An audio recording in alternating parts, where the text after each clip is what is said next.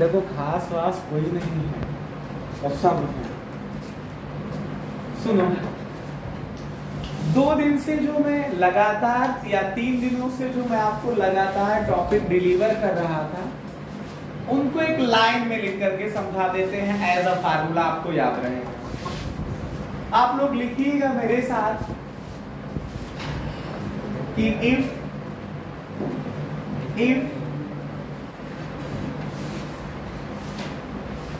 two triangles are similar, two triangles are similar, if two triangles are similar, then ratio of corresponding sides, ratio of corresponding sides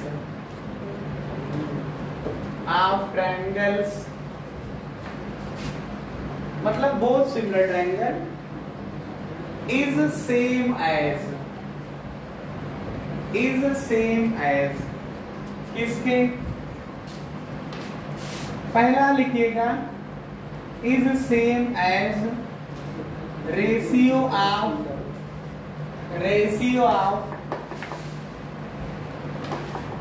corresponding, पहला लिखिएगा altitudes या oblique. Corresponding, मैं बार बार बोल नहीं रहा हूं, corresponding altitudes या corresponding medians या corresponding angle bisector segment, angle bisector segment या करेस्पॉन्डिंग अल्टीट्यूड हुआ, मीडियन हुआ, एंगल बाइसेक्टर सेगमेंट हुआ, या आपके पास करेस्पॉन्डिंग पेरीमीटर ऑफ ट्रायंगल्स। ये सब बातों को मैंने एक साथ कंपाइल करके लिख दिया, सबको एक साथ जोड़ करके लिख दिया। क्या आप बात समझिएगा? आपको एक फार्मूले में कम से कम 4 थ्योरम का एक साथ रिजल्ट याद करना है। क्या कि अगर 2 ट्रायंगल सिमिलर हैं तो उनकी साइड का जो रेशियो होता है, दोनों ट्रायंगल अगर सिमिलर हैं तो सिमिलर ट्रायंगल के जो साइड का रेशियो होता है वो किसके इक्वल होता है? Ratio of corresponding altitudes of similar triangle या करेस्पॉन्डिंग मीडियंस ऑफ ट्रायंगल या करेस्पॉन्डिंग एंगल बाइसेक्टर सेगमेंट और करेस्पॉन्डिंग पेरीमीटर ऑफ ट्रायंगल। एक लाइन में आपको 4-5 थ्योरम का मैंने रिजल्ट लिखा दिया। दूसरा है जो कल से मैं प्रूफ करते आ रहा हूं कि if two triangles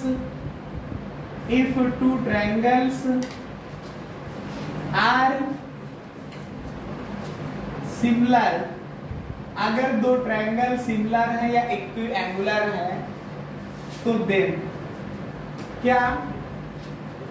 ratio of area of similar triangles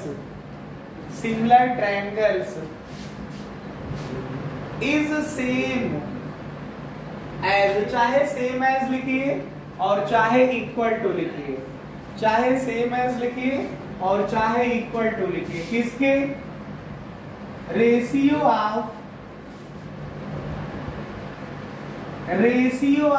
square, किसका स्क्वायर करना है?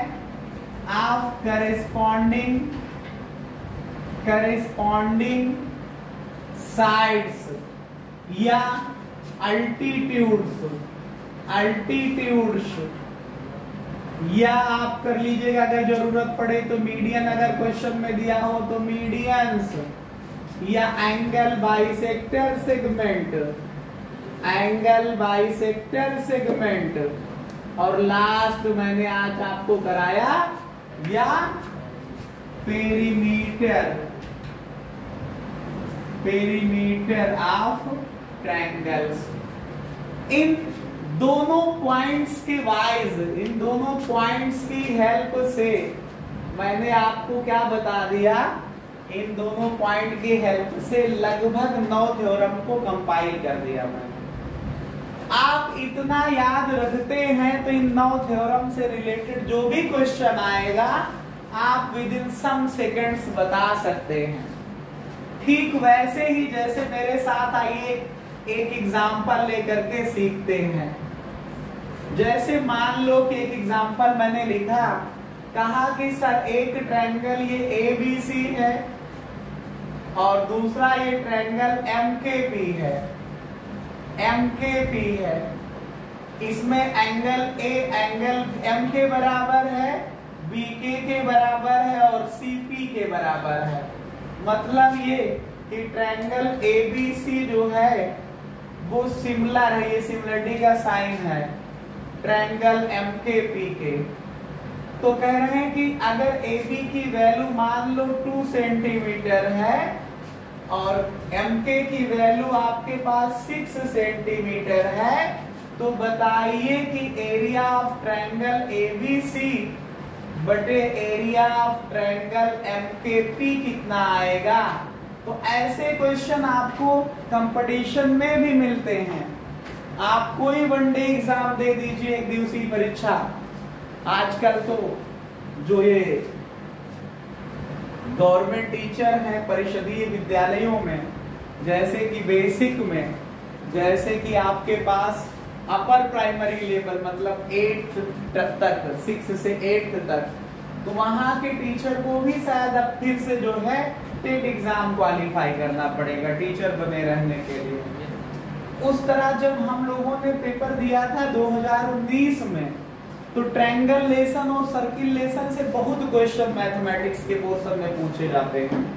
तो इस वजह से आपके पास अगर इस तरह का क्वेश्चन वहां पे भी आ जाए तो आप चकित मत होइएगा, आपको कुछ नहीं याद करने की जरूरत है।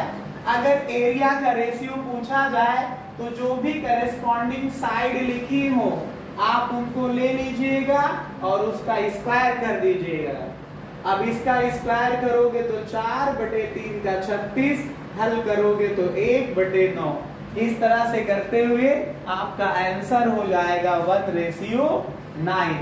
कभी कभी हो सकता है इसी तरह के क्वेश्चन में कहा जाए कि बताइए कि जो हमारे पास दोनों ट्रायंगल हैं ABC और MKP, ट्रायंगल MKP जो है, इन दोनों ट्रायंगल के पेरीमीटर का रेशियो क्या होगा।